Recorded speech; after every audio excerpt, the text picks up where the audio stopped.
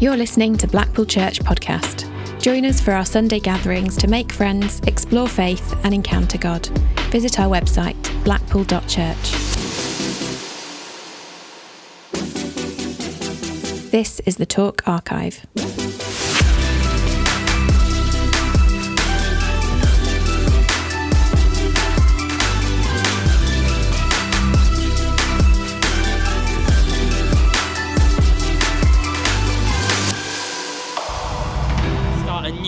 Mini-series which I'm calling the Generosity Project, and as we head into this series, I'll be honest with you, I've got an agenda, and I thought I'd just share what our agenda is before we even jump in. My agenda is that I am hoping that our church will become dramatically more generous than it is already. My agenda is basically that in the coming years, when the PCC, that's our trustees, when they gather to set budgets, they don't say, oh no, what are we going to do? How are we going to make sure that everything can be paid for? What are we going to do about all of our costs? Instead, they're saying, oh no, who on earth are we going to give this to? How on earth could we find more people that we could give away some of the things that God has blessed us with? Here's why. Over the last few years, this church, us as a church community, has received generosity from other people like I've never experienced in my life. It has been absolutely crazy to see how God has generously blessed this church. When Steve Haskett, our previous vicar, came to speak a few months ago, he said this: if we are obedient to what God is calling us to do, he will give us everything we need to do it. He concluded with this: this church is the best example I have ever encountered of that. And it's true. It's true. God has been phenomenally generous to this church. Individuals have been phenomenally generous to this church. Other churches have been phenomenally generous to this church. Even just last week, to give you an example. Last Sunday, a couple came to visit our church. They don't live in Blackpool. They don't come here regularly. They're not from here. This is not their church. They go somewhere else. But they were so struck by what they saw and what they felt God was doing in our church that they sent us an email to say, can we give? We want to give. We just see that God's doing something here. We'd like to give. So they give regularly, and they also gave a one-off donation. Just a couple of days after that, I got an email from a charity. It's called the Lauderdale Trust. And they emailed to say, we've seen what you guys are doing with young people. And we've seen the way that you're trying to invest in the lives of teenagers in Blackpool. We've seen how you're welcoming them on a Tuesday night, how young people are getting the opportunity to be supported and loved in your church, and how they get an opportunity to meet with Jesus as well. We love that. We want to back it. And so they've decided to back it to the tune of £52,000 over 3 years, which is just incredible. It's incredible. Of course, you remember someone paid for our new heating. Someone paid for our building project when that was done. Even our vicar, for all the good he does, someone has contributed towards. And we've needed that. We've needed that, haven't we, actually? Because you might not know this, but I suspect we're probably not the richest group of individuals in the world, are we? I mean, unless you're hiding something from me, and you've just spent the weekend all out on some luxury yacht somewhere in the Mediterranean, you've just flown back in this morning, I suspect we're not the richest church in the world. And in fact, I know that's true because our parish, our area of the nation is the 10th poorest of the 12,700 plus areas that the Church of England defines. It's 0.01% stuff. But here's the thing. Just because we're not super rich doesn't mean we cannot be super generous. And just because we've been blessed by other people being generous to us doesn't mean we should just hang on to that and keep it for ourselves. Instead, it should inspire us to be the most generous church we possibly can be. And so I've basically got this strategy for our church finances. We've done a bit of looking ahead, and it looks really challenging. I'll be honest, it looks super challenging. Like, our current income is about half what it would need to be. Really, really challenging. But I've got a strategy. And my strategy is just one word. And the word is generosity. That's the plan. The plan is that we probably expect that people might continue to be generous to us. All sorts of trusts and charities and friends and individuals and churches might continue to be generous to us, but we could only probably bank on that were we to be able to look around at one another, to look around at each other as a church and say, yeah, hand on heart, we're a generous church. Definitely, we're a generous church. And so that's my strategy. Each of us choosing to be generous with either a little bit or a lot, depending on what it is that God's given us. And my belief, my firm confidence is that if we do that, God will provide everything that we need if we rely on him. You know, I think God is calling us to be the most generous church that I've ever come across. A church where people say, look, if you're stuck, if you're in crisis, if you need help, well, they'll help. They'll definitely help. Or a church where it's like, if you've made a mess of your life and it was all your fault and you've burnt every bridge that you've got and you don't have anybody left to turn to, they'll help. A church where people say, I have no idea how they haven't gone bankrupt yet because they seem to just keep on giving and keep on giving. A church where people are like, oh my goodness, there must be miracles breaking out in that building because they need it. A church where our first instinct is to give and our second instinct is to wonder how we're going to afford to give what we've given. That's what I believe God is calling us to be as a church, exceptionally generous. And we've begun that journey. We've definitely begun. I mean, I looked up some of the stuff about our church from the last few years. So we partnered, for instance, with our friends at Street Life, the homeless shelter for young people next door. And we were able to pay for nearly an entire month's worth of running costs for that homeless shelter. We also saw that something great was happening at Gatehouse Pentecostal. And they wanted to take a group of young people away to Limitless Festival, but the people couldn't afford to do it. We were able to pay for 12 young people to go away. We found this amazing organization. It's called the 500K, doing missionary work in some of the poorest areas of India. We were able to pay for 5 full-time missionaries for a whole year through our generosity as a church, plus donations to Christians Against Poverty, Tear Fund, A21, Christchurch Wesham, Blackpool Food Bank, Life Association, so many things. Now, our PCC, they've taken the risky decision year in, year out to give away 10% of all of our unrestricted income. And that's why when it rains really hard, there are buckets in the lobby because we can't afford to fix the roof. But we'd rather be generous with the things that God has given us. We've begun. But I think we've only just begun. I don't think we're there yet. I think there's so much more, so many greater depths and levels of generosity that God is calling us to. So I want to spend just 3 weeks really thinking about this. And yes, we're talking about money. And yes, that's awkward. And no, I'm not even slightly embarrassed about it because I have found that giving is the most liberating thing you can do. That it brings about fun and freedom, and it builds our faith like nothing else you can possibly do. So I think it's an incredible privilege whenever we get to be generous. And so I want to spend some time thinking about that. So I'm going to read a little passage to you now from Jesus' teaching. And the topic that I want us to speak about first is a generous God. A generous God. So this is Matthew chapter 20, 1 to 16. And Jesus is speaking. For the kingdom of heaven is like a landowner who went out early in the morning to hire workers for his vineyard. He agreed to pay them a denarius for the day and sent them into his vineyard. About the 3rd hour, he went out and saw others standing in the marketplace doing nothing. You also go into my vineyard, he said, and I will pay you whatever is right. So they went. He went out again about the 6th hour and the 9th hour and did the same thing. And about the 11th hour, he went out and found others still standing around. Why have you been standing here all day doing nothing? He asked them. Because no one's hired us, they answered. So he told them, you also go into my vineyard. When evening came, the owner of the vineyard said to his foreman, call the workers and pay them their wages, starting with the last ones hired and moving to the first.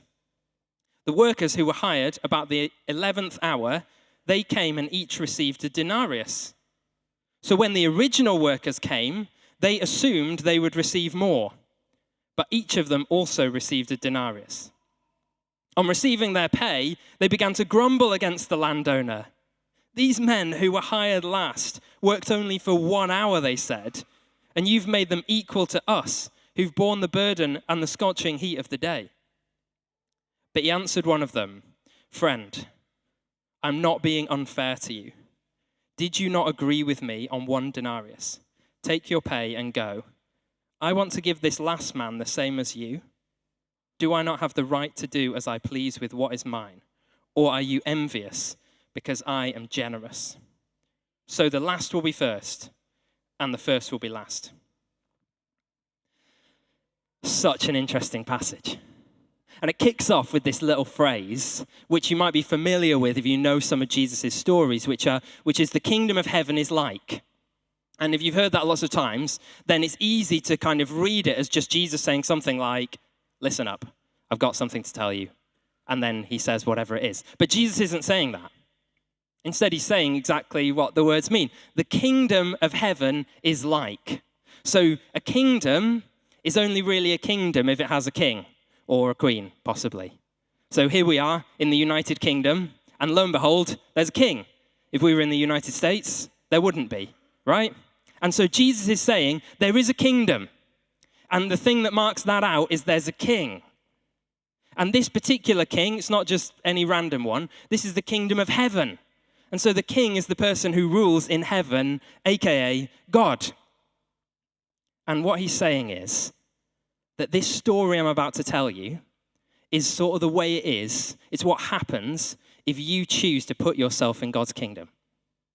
So if you say, I'm going to submit to you, I'm going to do as you please, I'm going to let you lead me, then this is what's going to happen. This is what it's going to look like. If you maybe as a family, if you're a family, you say, yeah, in our household, this is the way we work. We try to live as Jesus lived, and we try to let those principles take root in our family household, then your house will become like an outpost of the kingdom of heaven. And all of the things that Jesus says about the kingdom of heaven, they're going to start to be true in your house. You're going to discover that they're going to be true. And of course, like the proper full-blown kings, they can basically do or say whatever they want, right? That's kind of how it works, isn't it? If you're the king, then it's kind of your choice. So let's find out then, what is it that God chooses for the people in his kingdom? Let's have a look. Well, what he says is this story. He says a landowner went out early in the morning to hire workers for his vineyard, and he agreed to pay them a denarius for the day. So it's super early in the morning. Imagine it. I have a bit of like a rule of thumb. It's basically if a day starts with a 7, we're good. Starts with a 6, not so good. Starts with a 5, absolutely not. That's kind of my principle. I don't know if other people, is that kind of about right as a rule of thumb? Like we can do 7. You're like, no, I'm at the gym at 4 o'clock in the morning, Andy. I don't know what you're talking about. 3 o'clock on a Saturday. No, 7, I can do. 6, at a push. 5, no. But the guys in the story, they've done a 5-day. They've done a 5-day. Because their working day, it starts at 6 o'clock in the morning and it's 12 hours long. And it ends at 6 p.m. at night. That's the 12 hours that get talked about in the passage. And so if they're going to be ready to work at 6 o'clock in the morning, this is at least a 5 o'clock day, right? They're up and early before it's even light. They've left the house. They've got themselves ready. They're in the marketplace, ready to be hired to start work at 6 o'clock. These are some disciplined, organized people, right? I aspire to that maybe. I don't know. And unsurprisingly, then, when the master comes along and meets these kind of people, they're disciplined and organized about the deal that they make. They make a really clear deal with the master about how the day's going to go. It's basically, I will work 1 day for you in exchange for 1 denarius. Super clear. 12 hours of work, starting now, in that vineyard, in exchange for an exact amount of money. They're that kind of people. And that sort of makes sense. It was a pretty common amount of money to be paid for a day's work, a denarius, but they're not going to leave that to chance. Instead, it's going to have to be really clear, the amount that they're going to be paid. And I imagine that they shake on it, and then off they go into the vineyard. But then in the next part of the story, we meet some different characters, some different people. And they're not like the first ones. There's a few things that are different about them. The first thing that's different is that they're not in the field at 6 a.m. And there's lots of reasons why that might be the case. Maybe they were not particularly desirable, so they were passed over when everybody was being chosen. They were not well enough to work as well as the other guys, or they weren't as talented as the first people, or whatever it was. Maybe they didn't know the right people to get the connections. Maybe yesterday they did the work and they didn't do a great job of it, so they were passed over. Maybe they were following my rule of thumb, and so when 6 o'clock came around, they were actually still just back at home. Because it's I'm not doing the 5 o'clock day. So they're just not willing to get up and be ready to work. But for whatever the reason is, they're passed over in the first round. But there's a second difference as well, which is where the first guys negotiated for this really specific deal. The second guys are willing to take it on trust. So it says this, about the third hour, that's 9 o'clock, if you remember the 6 a.m., 3 hours later, 9 o'clock. He went out into the marketplace and saw others standing, doing nothing. He said, you also go into my vineyard, and I will pay you whatever is right. So they went. Now, I don't know if it was just something about this particular master. Maybe there was just something about the way he carried himself, or the way he spoke to them. But there was something instinctively in these guys that moved them to trust him. When he said, I'll pay you whatever's right, they were willing to say, okay, if you think it's right, then it'll be right for me. They're instinctively willing to trust him. And as I was prepping for this talk, I just had this sense, actually, that there might be some of us in this room who it's your first time coming, or you're relatively new to our church. But something in you has stirred an instinct to trust this particular master, Jesus. It's I don't know what it is. I don't know loads about him, but there's something about the way he carries himself that might suggest that he's somebody I could trust. And I want to just encourage you, you can trust him.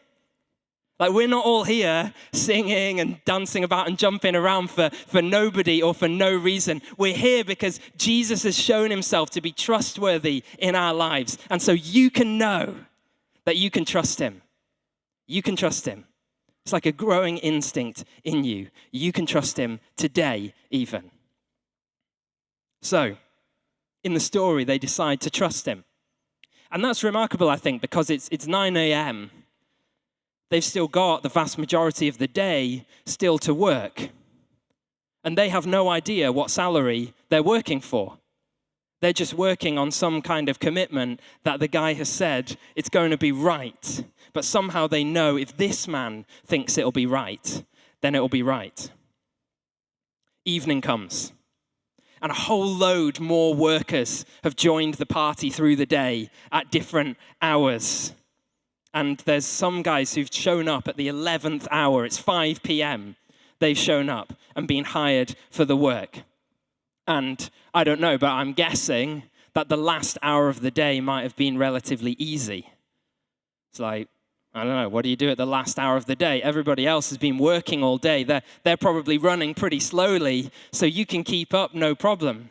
Or maybe the tools even just need cleaning and packing away, and someone's got to taste the wine or whatever, so that'll be me. And you can just turn up at the last hour of the day and have it easy. I remember a few years ago, I was involved in trying to renovate this coffee shop in Carlisle. And it was a nightmare. It was such a just time-consuming job. We spent weeks renovating this thing, sanding down all of the window frames and building tables. We stripped the kitchen out, put a new kitchen in, all sorts of stuff. And it basically looked like a complete bomb site for weeks. And then the last kind of job to be done was to paint it. And you know how it is. It looks terrible until you start painting it. And then it's oh, wow, this is going to be a really great coffee shop. I can see how these plans are coming together. It's going to look amazing. And the final job of the final job is that you peel the tape off after you've painted, and you get to see that edge just coming. Oh, and I was so excited to peel this tape off. And then while we're painting away with the rollers or whatever, someone arrived. I don't know where this guy had been this whole time, but he was here ready to help. And he said, well, I'll tell you what, I'll just peel the tape off, should I? Get that done. Someone needs to do that. Absolutely not. Like, no way. There is an unwritten rule of the universe. In fact, maybe when we get to the other side of Mars, it's just going to say in massive letters on it, he who paints most peels most. Like, that is the way it works. And so I was ready. I was ready to peel this off. He shows up at the last hour of the day. What an injustice. But these guys have turned up at the vineyard as well. The people who arrived first are no doubt a bit confused, a bit annoyed, but they go with it because it's payment time. They're going to get paid. Exciting. This will be good. And the foreman, he lines everybody up. No idea how many people this is at this point, but he lines everybody up. And he begins to pay them with the people who arrived right at the end. The guys who worked 1 hour. He's like, denarius, denarius, denarius. So what's happening in the heart of the guys over here now, who turned up at 6 a.m.? They're looking and they're thinking, okay, this could be better than we expected, right? This is exciting. There's been some kind of mix-up, but like, I thought we were working a denarius for the day. I think we're on like a denarius an hour. This is going to be like all of our best dreams come true. I'm going to take the kids out of school. We're going to go on holiday. Or actually, maybe I'll work for this guy tomorrow, and then I can retire early. Like, this is amazing. It's so exciting. And then the guy keeps paying. He gets to 9 a.m. Denarius, denarius, denarius. Noon, denarius, denarius, denarius. 3 p.m., denarius, denarius, denarius. At this point, doubt's settling in, isn't it? It's like, hang on a second. Why are all of these guys getting paid the same price, even though they've not worked the same amount? We were here at 6 a.m. What's going on here? The foreman comes to them. Denarius, denarius, denarius. And something just breaks in their spirit, right? I mean, this is just every bit of entitlement and injustice and envy. It's like, this is not okay. That's not okay. You can't pay a guy for an hour's work the same as you've paid us for 12 hours. It's completely unjust. How could you possibly do something like that? I don't know what you get paid, but I looked it up. If the like national, what's it called? The real living wage, I think is £13.65 an hour. So this is like you're working for £13.65 an hour, and then some guy turns up at the end. He gets paid £166.20 an hour just to do the last bit. You'd be like, there's no way. That's so unfair. No unions either. It's like a complete and utter injustice. And then the master turns to him and he says, friend, I'm not being unfair to you. Did you not agree with me on 1 denarius? Take your pay and go. I want to give this last man the same as I gave you. Do I not have the right to do as I please with what's mine? Or are you envious because I'm generous? This is for someone here. If we make deals with God, we will discover that he is fair. But if we trust him, we'll discover that he's generous. If we try to negotiate with him as though like all of our stuff is ours and we can just hang on to that, and then if we want to, we can just give a tiny bit of it to God in exchange for whatever it is that he wants to give us, then we'll discover that he's fair. We'll give him our little bit and he'll give us whatever's fair in exchange. But if we're willing to trust him, then we'll discover that he's generous. And would we not want God to be more generous than just simply fair? The challenge of this passage is to not just negotiate and deal with God, but to trust him and expect him to be generous in return. You know, notice what happens to the guys who turned up at the end, right? The guys who turned up at the start, that like they go home angry. But the guys who turned up at the end, right? I mean, they go home just so full, so excited. It's like, oh, I thought everything had gone wrong. I'd turned up, I'd been hanging around all day, I'd been overlooked. What's going to happen? This is a society where if you don't work, you don't eat, right? So it's like, what am I going to do? Am I going to have to go home to my family and say, oh, I'm so sorry, I didn't get picked, I've not got anything? People will say, well, what have you been doing all day? But then they met this man who was generous to them. And from nowhere, everything was right again. Snatching victory from the jaws of defeat. They're going home like so full. You would not believe what happened to me today. I met this man and he was so generous. You've got to meet this guy. Like, guess who's going to be in the marketplace at 6 a.m. tomorrow morning? It's these guys, right? I'm not missing out on working for this man. He is incredible. He is so generous. Last week, we started this revamp on our kids' teaching curriculum. And as part of the kind of program, I guess, the team had this idea that they thought it'd be really great if all of the kids who come could have their own Bible that they keep here, but it's theirs. And so then every time they come, it's like, this is the one I've got. And they can enjoy reading it and getting familiar with it, but it's their one. It turns out kids' Bibles are ridiculously expensive. They're really expensive. And then you think, oh, there's quite a few kids. If you're going to do one for like every kid who ever comes, that's quite a few kids. So when the team shared the idea, you think, I don't know if that's necessarily going to work. I don't think we have the budget for that as a thing. Leave it with me, I guess.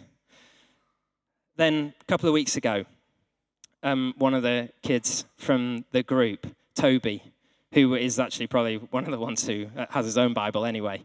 It was his birthday. And Toby came to me and said, it's my birthday and I've been given some money.